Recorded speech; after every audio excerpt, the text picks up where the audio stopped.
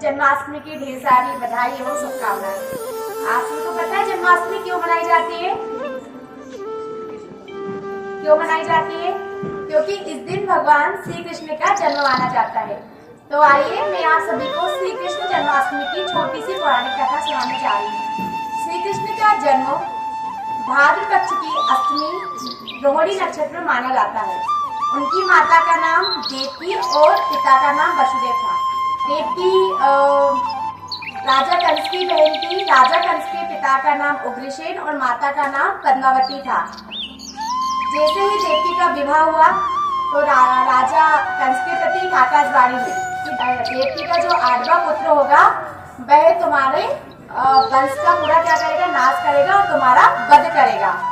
तो राजा ने जैसे ही इस आकाशवाणी को सुना था, राजा का ठिकाना ही नहीं रहा, तो राजा ने देवकी को वसुदेव को कारागार में डाल दिया। इसी प्रकार देवकी के एक एक करके पुत्र हुए और इस प्रकार 8वें नंबर पर श्री कृष्ण का जन्म होता है।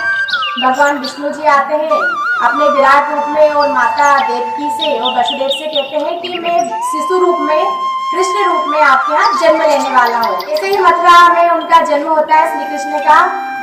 वसुदेव जी के सारे जो हथकड़ियाँ वगैरह बंधी हुई थी वो सारी छूट जाती है और श्री कृष्ण को वो नंद नंदी यशोदा के यहाँ गोकुल नगरी में छोड़कर आ जाते हैं।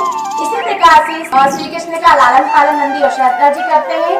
जैसे श्री कृष्ण बड़े हो जाते हैं पुनः वो मथुरा नगरी में प्रवेश करते हैं और राजा कंस का वध कर देते हैं, क्योंकि राजा ने अपनी प्रजा को बहुत ज्यादा सताया था।